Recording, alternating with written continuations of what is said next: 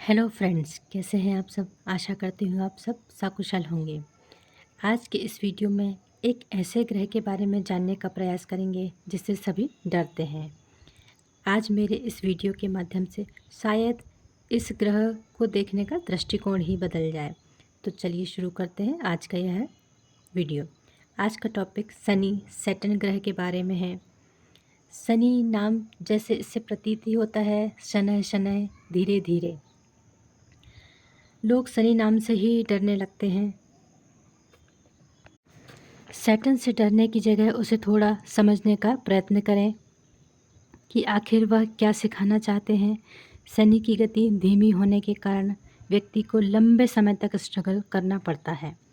शनि कर्म फलदाता है, न्याय के देवता हैं, अतः आप जैसा कर्म करोगे उसी अनुसार आपको फल प्रदान करते हैं।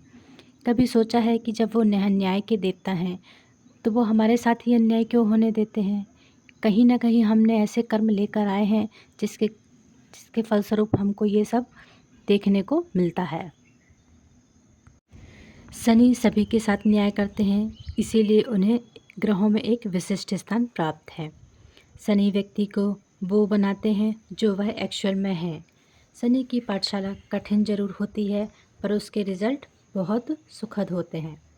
शनि हमें धैर्य सिखाते हैं, धैर्यपूर्वक किए गए कार्य हमेशा सफल होते हैं। शनि की साढ़े साती व ढैया महादशा व्यक्ति को निखारने के लिए ही आती है। शनि की महादशा साढ़े साती व्यक्ति को खरा सोना बनाकर जाती है, व्यक्ति को एक स्थायी स्टेबिलिटी देती है। साढ़े साती महादशा आती है कुछ सिखाने के लिए और जाते जाते व्यक्ति को एक अलग लेवल का बना जाती है, जिसे शायद हराना मुश्किल हो जाता है। ये दशा संघर्ष इसलिए कराती है क्योंकि आप संघर्ष नहीं करोगे तो आप कभी वो बन ही नहीं पाओगे जो आप बनने के लिए आए थे। या यूँ कहें कि एक आईना है जो दिखाया जाता है। इसके लिए ज़रूरी है कि शनि की स्थिति को समझें। हमें इतनी परेशानी इसलिए दी जाती है क्योंकि कहीं ना कहीं हम बुरे कर्म साथ लेकर आते हैं व उनका भुगतान इस लाइफ में करना होता है। कर्म के सिद्धांत से कोई नहीं बचता है। जानना ये ज़रूरी है कि शनि किस भाव में विराजमान है और उनकी दृष्टियाँ कहाँ कहाँ जाती हैं। उनसे रिलेटेड पेंडिंग कर्मा है जो आपको कंप्लीट करना है। जाहिर सी बात है वे जहाँ बैठे होंगे वहाँ कुछ बुरे कर्म आपने किए होंगे। यदि उनकी पोजीशन अच्छी है तो आपको वो सपोर्ट भी करेंगे। एक महादशा गुजरने के बाद जाते जाते आपको शनि वो सब कुछ देकर जाते हैं जो आपको चाहिए, क्योंकि इस महादशा के बाद आप जान चुके होते हैं कि शनिदेव क्या हैं। आप उनकी दशा से जितना डरोगे वे उतना ही आपका संघर्ष बढ़ाएंगे और डर को ख़त्म करेंगे। शनि आपके जिस भाव में उस भाव के साथ आपको ईमानदार होना है।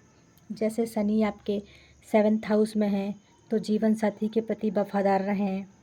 अपनी मैरिड लाइफ को डिस्टर्ब ना करें, ना ही बीच में ब्रेक करें, क्योंकि कहीं ना कहीं पास्ट लाइफ में आपने वो पेंडिंग कर्मा किया है, अपनी मैरिड लाइफ की रिस्पॉन्सिबिलिटी को नहीं निभाया है, इसलिए शनि वहाँ पे विराजमान है। शनि आपके चौथे घर में है तो आपने पास्ट लाइफ में अपनी घर परिवार की जिम्मेदारी नहीं उठाई, उसको इग्नोर किया, इसीलिए वो वहाँ पर विराजमान है। तो इस लाइफ टाइम में आपको अपनी घर की रिस्पॉन्सिबिलिटी को निभाना होगा व डिसिप्लिन में रहना होगा। आपकी लाइफ में तब तक स्ट्रगल बना रहेगा जब तक आप उनके साथ अपना कर्मा बैलेंस नहीं कर लेते। शनि की गति धीमी होने के कारण व्यक्ति थोड़ा आलसी बन जाता है, पर उन्हें हमेशा आलस से बचना चाहिए, क्योंकि शनि को कर्म करने वाले व डिसिप्लिन वाले व्यक्ति ही पसंद होते हैं।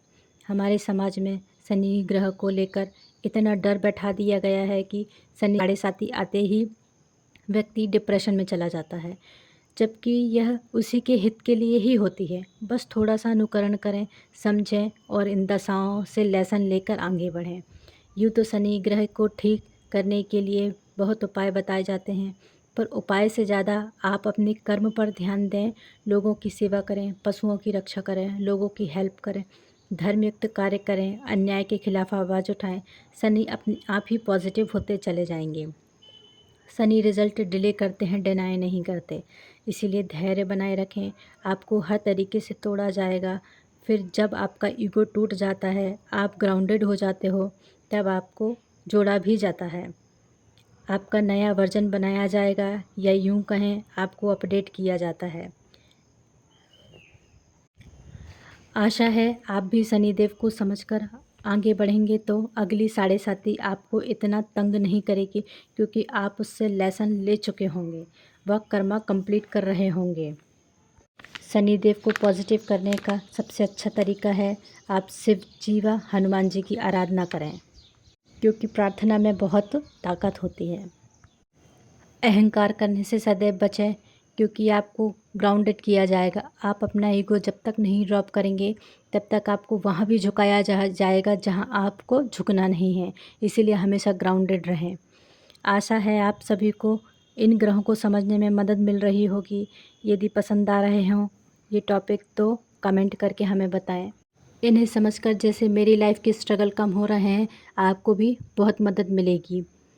ऐसी जानकारी आपको अच्छी लगती है तो आप प्लीज़ लाइक एंड सब्सक्राइब करें, ताकि और भी ऐसे वीडियो लाते रहें। Thanks for watching.